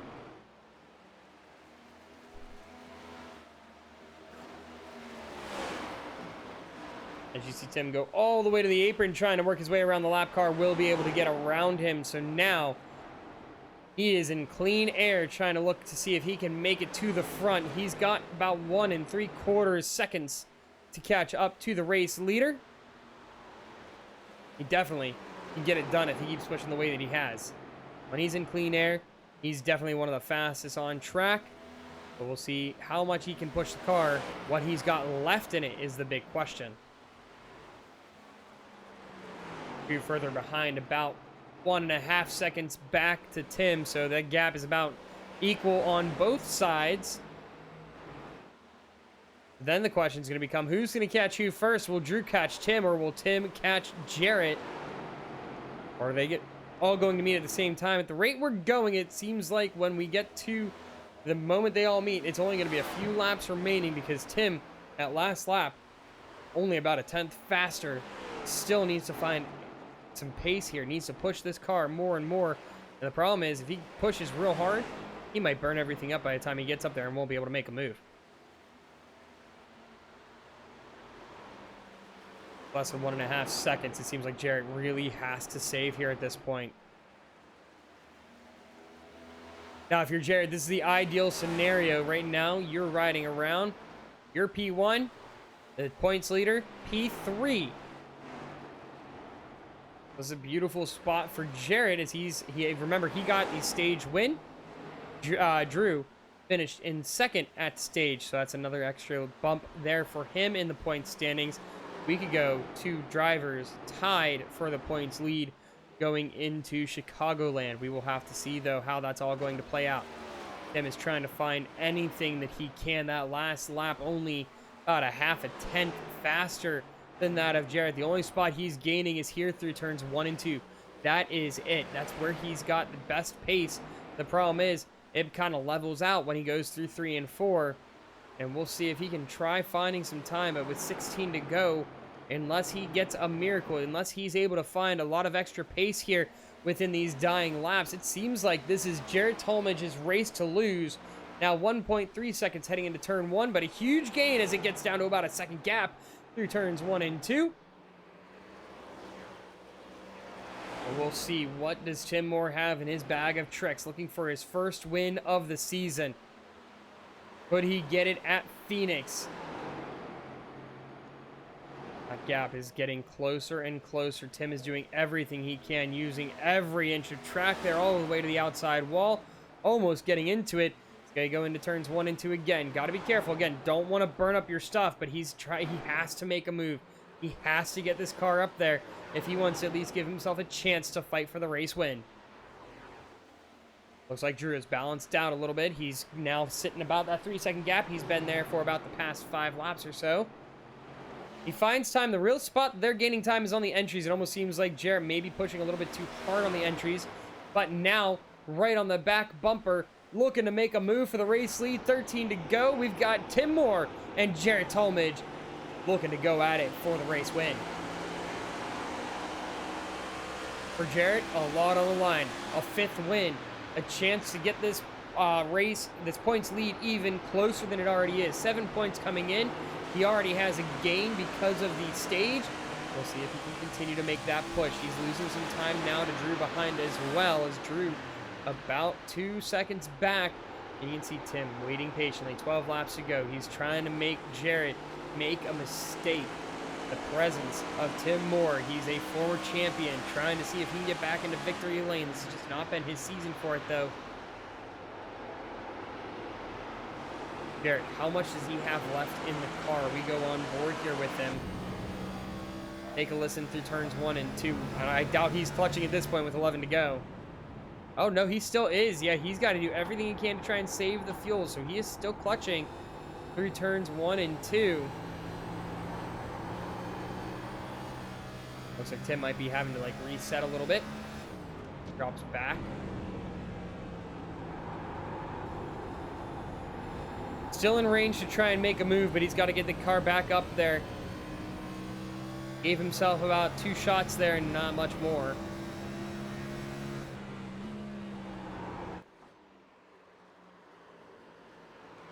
Doing everything he can to try and maximize pace. Goes for that double apex there. Going for the shallow entry. Going wide, almost diamonding it like you see at New Hampshire or at Dover, tracks like that. Now less than 10 to go. 9 across the line for Jarrett Talmadge. Half a second for Tim Moore. Can he continue to get up there? He's been gaining time on Jarrett Talmadge over these last couple laps after he fell back a little bit. Trying to close that gap back again. The inside line is going to be the priority. Can you get that nose down there? Force him to the outside. Brad Quall is going to get out of the way. He sees a very intense fight for the race lead that has major championship implications. No need getting involved there. 8 to go. As huge slide. That is Tim Moore inside wall. He's going to bring out the caution with 8 to go. That is heartbreaking for Tim Moore.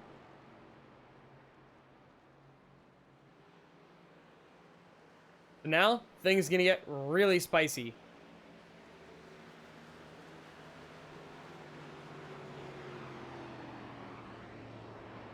We're going to go green flag racing with probably about 4 to go. We'll have to see how long it takes us through on the caution. We might get a natural green-white checkered. But Tim Moore, gonna have to bring that down, use that fast repair. Now is the question, do you come down and take tires and fuel? We see the top 2 coming down. What is going to be the strategy here?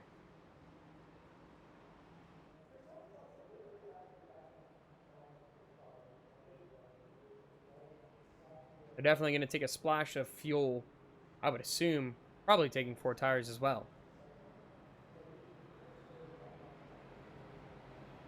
Then again, I don't know. You're not really sure, because with the tires, if you take tires, they're going to come out cold as opposed to these tires. While they are worn, they are at least going to be warmed up a little bit. So it's a tough call. What do you do at this point of the race? We see Jarrett Talmadge going up. Same with Drew. Looks like, is it going to be full 4? Yes, it will be. As you can see, there goes the left side. So both of the front runners taking 4 tires here. The race off pit road is going to be won by, it looks like it was Drew Joie. Not sure why we got this camera angle. But Drew takes over the race lead for what is a very, very crucial race start. Tim Moore comes back out. He will stay on the lead lap. So he was thankfully able to bring that car back around. He'll be in third place. We'll see how much he pushes, though. I wonder how much he's going to try and push and get involved in this race win. Again, he is hungry for a race win. Hasn't had one at all this season. But at the same time, you don't want to get involved with what could be a championship battle.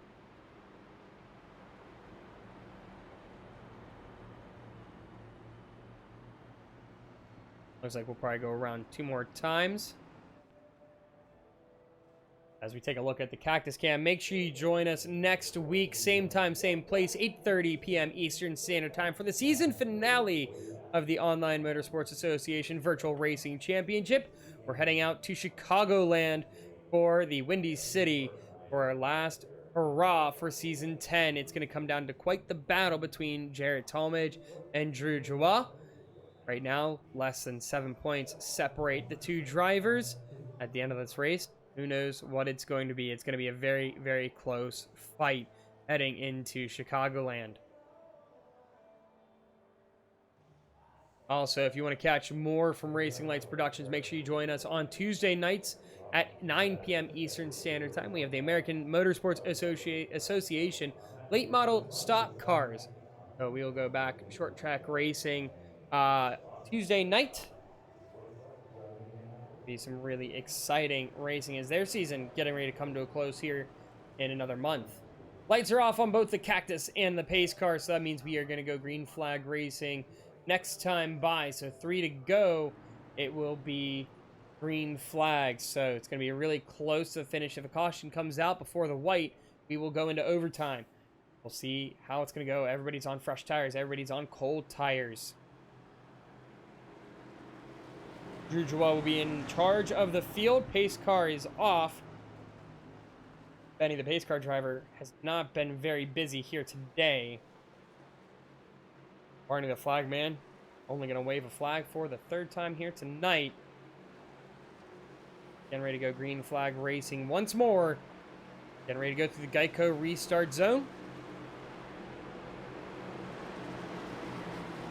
Field is in the hands of Drew Joie. He is off.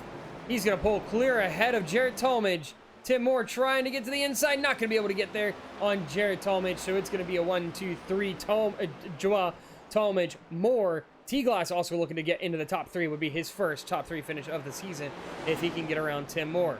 Outside line is Tim Moore's. However, 3 to go. Cross line, it will be 2 to go. Drew pulling away from Jarrett. Jarrett's had a little bit slower pace on the short run. Drew has been fast on that short run, and it's showing here as he gets into the outside wall. Same with Tim Moore. Maybe Jarrett can use that to his advantage. Trying to see if these tires can warm up quickly. Got to use everything he can in this car. As we are going to... Ooh, big slide there from Tyler Glass. Tim Moore backwards. And my goodness, we are going to go to overtime. Well, when it rains, it pours. Tim Moore getting caught up in that one after he got brought out the 2nd caution of the night. Don't know how bad that car looks this time. It looks like it's mostly okay, it seems like. He just got turned around out of that. Let's go take a look at the caution again, see what happened with Tyler Glass. Because he slid hard in turn 1, which then got him into Tim Moore. Oh, he caught the apron. Yeah, there it was. Any contact with the apron caused the car to break loose, and that was all she wrote. Nothing he really could do to save that. Let's take a look again here on the nose. Get a little bit of a better view to see kind of how it all played out for him. Had a good idea. Tried to look to the inside. Just went a little... Yeah, oh, so you can even see going back on that entry. The car just wasn't quite settled when he got on the brakes, and that's what caused it to wiggle a little bit on the entry. Lost control down to the apron and caused the car to kick back out. So we're going into overtime for the first time. As a reminder for the overtime rules, we're going to go green, white, checkered. If a caution comes out before we take the white flag, we stack it up and we try it again. If we get to the white flag, take the white flag. The race is then official, and it is a race to the checkered.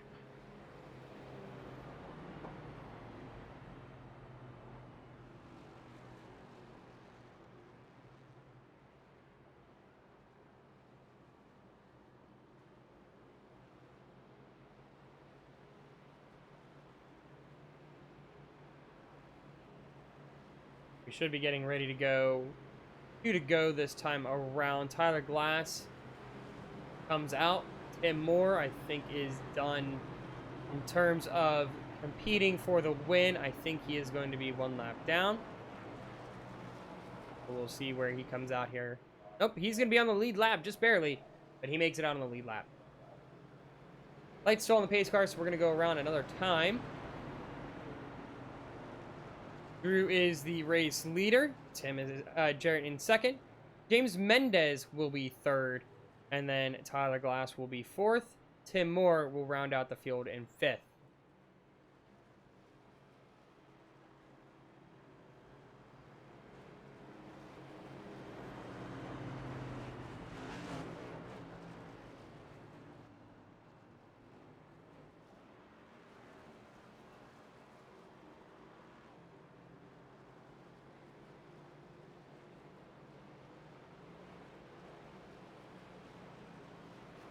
Hopefully you guys have been enjoying the action here tonight. Really exciting finish here coming your way.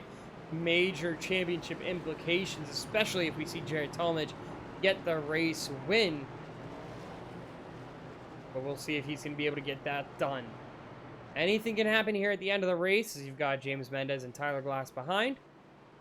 Looks like that 69 is as repaired as it can be. Who knows if the steering toe is messed up or not. But we'll see how he fares. Maybe he can make a hard charge to the front. Mendez and T-Glass also looking for their first wins of the season. So we'll see if they're going to be able to get it done. Mendez is going to be hungry to try and get in the win, even though he's not in contention for the championship. He's been one of those drivers that's been improving week after week. And what a way to try and close out the season than in victory lane. He's going to be right on that back bumper of the 4, trying to see if he can take advantage of this jump.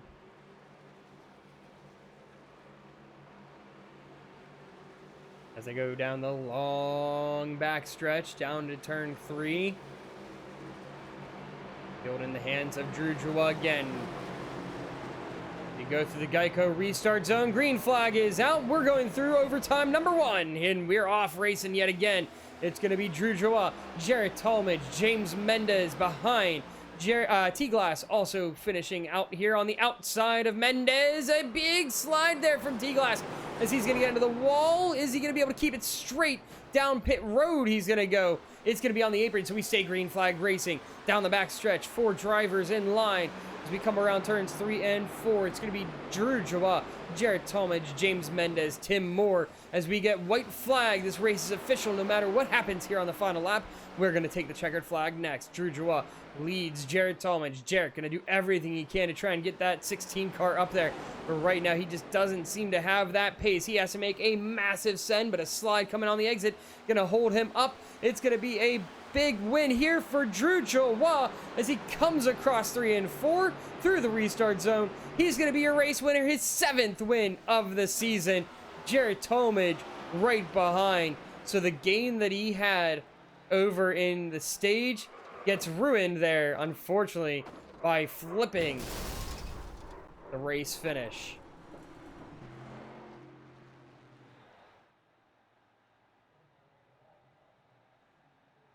Let's take a look at the final results. Drew Jua, your race winner. He was able to pull away at the end there on the green-white checkered in overtime.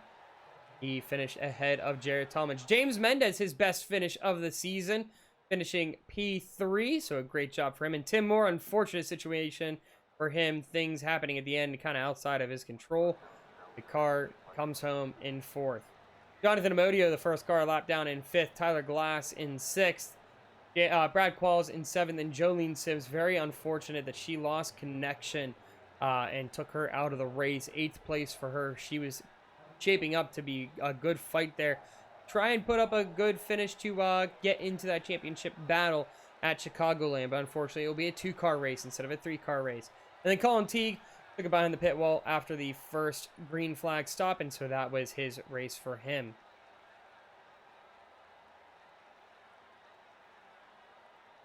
So we're going to go ahead and bring in some of our finishers for interviews. Give me 1 second here.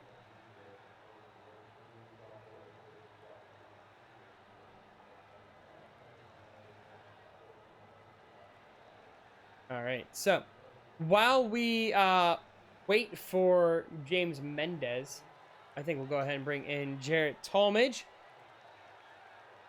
We've got the driver of the 16 car, Jarrett Talmadge. And Jarrett, that was a great race for you. All the way up to the end, that caution really threw a kink into things. You were shaping up to come away with another win this season and to close that points gap down to less than 5. But if I'm doing my math correctly, it seems like you're going into this next race with probably a 7-point gap.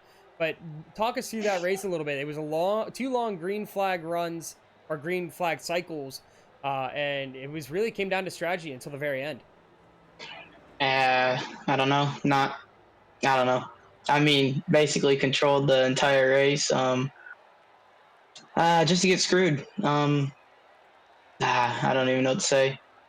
Couldn't be any more pissed off right now, if I'm honest with you. Would have went into Chicagoland with an advantage in the points, and I think it's going to be 6 points now, and yeah. Yeah, it's unfortunate the way things played out because, like you said, controlled a lot of that race. And even though with even Jolene dropping out there partway through the race, things really were going your way. But looking into Chicagoland, another track that kind of suits your style, one of those intermediate tracks. So what do you have looking forward to at Chicagoland for the season finale?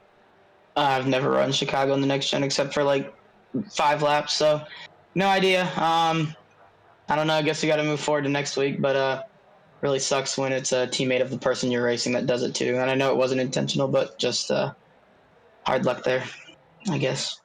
Yeah, it's really unfortunate, but again, good finish though, second place. Close that gap just a little bit. I know it's not much, but it brings you a little bit closer to trying to get the championship. But before we head on out and get ready for Chicagoland, anything you would like to say? Anybody you would like to thank? Nah, except for you put on the broadcast. All right, so thanks, Jared, for hopping in the booth. Unfortunate way things played out for you, but still a solid P2 for you. So best of luck next week at Chicagoland, and we'll see if you'll be lifting that trophy at the end of the race. Thanks. All right, so now we're going to bring in our third place finisher, his best finish of the season. If we can get him down here. Hold on. Get him down here. We've got James Mendez. There he is. So we've got James Mendez, driver of the 92 Subway machine. His first time here in the booth with him. And James, how does it feel to get your first P3 of the season? P3 is pretty good. Didn't deserve it, but it's been a long time since I've been in the booth after P2 at Atlanta, I think. I can't really remember. I don't remember. maybe I'm wrong then. I couldn't remember. I know you've had some good finishes, and there was a while, like throughout the summer stretch, you were getting some really good runs, even running up to the playoffs. You were getting up in the top 5s and stuff. But yeah, tonight, I know you said it feels like you don't deserve it, but the way things played out, you kept the car clean outside of that opening incident. Just keeping the car clean seemed to be the play. But looking forward, so to next season, for season 11, it seems like you've gained a lot of momentum throughout the middle part of the season, even through playoffs. What do you have looking forward to for season 11? Well, I think I've made some progress on how some of these people race in this league. It's not easy when you run out in official races and you kind of get used to the same people over and over and over, whereas this, you kind of have people have different strengths at different tracks because you don't see them all the time. So I think I've progressed in the fact of understanding when to let drivers go, when to pass people, and different strategies, because I don't get to do pit stops a lot. So this is, a different challenge, and it's great. And I have Amodio to help me as a teammate, so it's been really good. All right, well, James, congratulations on your third place finish. But before you head on out, anybody you would like to thank? Anything else you would like to say? I'd like to thank Gavin for being my team owner, if I can speak. Modio for helping me with strategies and stuff. Tim for wrecking it. I don't know how, but he wrecked it. and I guess T-Glass just because he wrecked me earlier. I think I'm not sure. I don't even know who did it. I think it was T-Glass, but it is what it is. I know I blamed Tim during chat, but whatever. It is what it is. But congratulations again, James, on your third place finish, and we'll see you next week at Chicagoland. Best of luck. Yep. See ya. And now we're going to bring in your reigning champion, looking to lock up a third straight championship next week at Chicagoland. He's going in with the points lead. We've got the race winner, number 4, Drew. That race was a mixed bag of things for you there for a while. It started off really well. Then you had that struggle in the middle where the pace just wasn't there. You closed up the gap at the end, and that caution from Tim really helped you out to be able to get to the race lead. Yeah, we started off pretty well. I mean, JoJo was pushing pretty hard, so I let her go early in the race, and I was kind of struggling a little bit there, and decided to let Jared go as well, and I was there, but I just really didn't have the tire, and JoJo pitted early, so I was like, okay, well, I kind of want to cover that off, and at the time, I didn't really know what type of race it was going to become near the end, and I pitted early, about 4 or 5 laps earlier than I could have. Timmy stayed out longer than everybody and, saved that extra fuel, and that second run, we pushed pretty long, and I started realizing that I wasn't going to be even close on fuel, because I'd already pitted 4 laps earlier than Jarrett, so I, near about 15, 20 laps to go in that second run, I just started just kind of super saved, and pitted a lap after, and I think I was about 12 seconds behind Jarrett coming out of pit road, and continued to save. Jarrett was saving pretty hard. Timmy ended up passing me and went to fight him, and about with like 5, 6, 7 laps to go there when we got that yellow. I mean, I was barely to the good. Jarrett, I think, was to the good as well, just kind of saving extra, and Timmy was apparently to the good too, so it would have been a nice battle. It would have been a fun battle there, but Timmy, unfortunately, got the transition banking in a bad way and lost the rear end, and he destroyed that pit wall. So yeah, unfortunately, his race, I wouldn't say ended right there, but there went his shot for the win, and him and T-Gloss got together in that next restart. I haven't really seen it yet. But yeah, go ahead. But yeah, they got together, caused that caution. That was fuel sound there, and it's all about just making sure I ran my line well and didn't overstep it. And I knew once we had that short run, I feel like I was a little better than Jared there at that short run. He was a lot better than me on the long run, so we were able to kind of just hold him off there and get our 7th win of the season. Yeah, things looking really good for you heading into next week. If Jarrett's math is right, it seems like 5-6 points is going to be the gap for you going into the championship race at Chicagoland. So it's going to be a really interesting battle because both you guys really strong at the intermediate tracks. We've seen that throughout the season. Not often that you get to drive the next gen at Chicagoland, since it doesn't come up in the NASCAR schedule. So looking into that track, I mean, it's got an older race surface, a lot bumpier, which we kind of witnessed that with Atlanta earlier this season. So what is your thoughts going into the final race with that small margin for the championship lead? Yeah, it's just going to be really about kind of, playing with like the gap that I have. I think it was 4 coming in today, so he got 1 point on me at halfway, and then I got 5 points on him at the race. So I think it's about an 8-point gap that I'm going in with. So just be around him when it comes to that halfway bonus, and then if he does end up winning, then just don't let him finish 3 points ahead of me, and we'll have the championship. I don't really want it to go down to a tiebreaker, although that would have been kind of cool. But, it's going to be fun going into this final race. I tied Tyler McDonald tonight for the most overall OMA wins, and it'd be pretty cool if we can win next week and overtake him with going back to back to back in the championship. But at the end of the day, we take a Mickey win, if I'm being honest, and we'll go to Chicagoland and try and defend our title. Best of luck next week. It's going to be a really exciting race, that's for sure. Before you head on out, anything you would like to say? Anybody else you would like to thank? Yeah, thank you to you. Always doing a great job throughout the season. I really appreciate all you do, broadcasting for the league every single week, and we continue to thank you for that.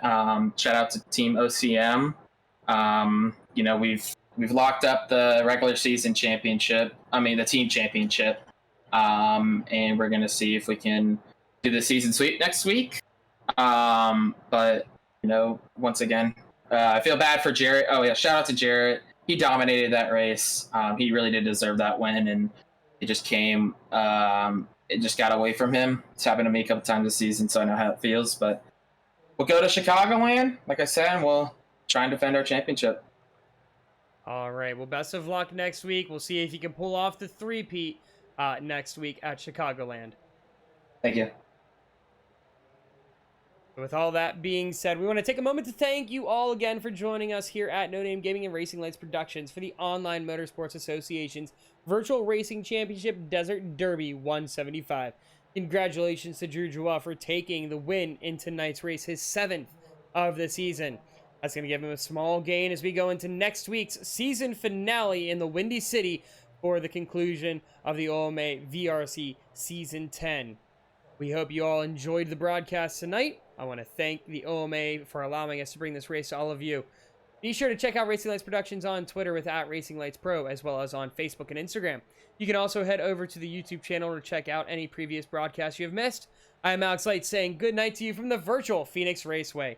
Thanks again for tuning in.